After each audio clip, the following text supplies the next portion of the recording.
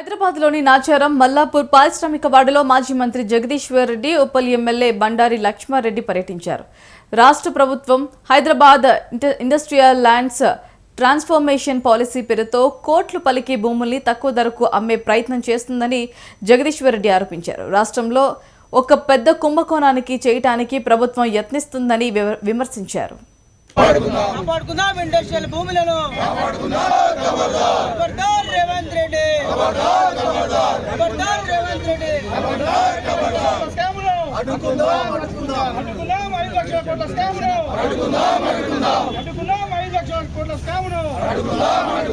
జై తెలంగాణ, జై తెలంగాణ.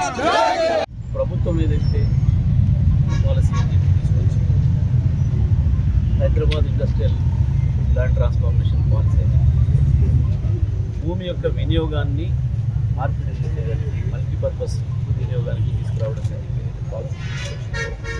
దీంట్లో పెద్ద కుట్ర ఉంది, దీంట్లో పెద్ద కుంభకోణం ఉంది. ఈ విషయాన్ని మేము ప్రజలకు చాలా స్పష్టంగా చెప్పాల్సుకొని మనం ఇక్కడికి వచ్చినాం.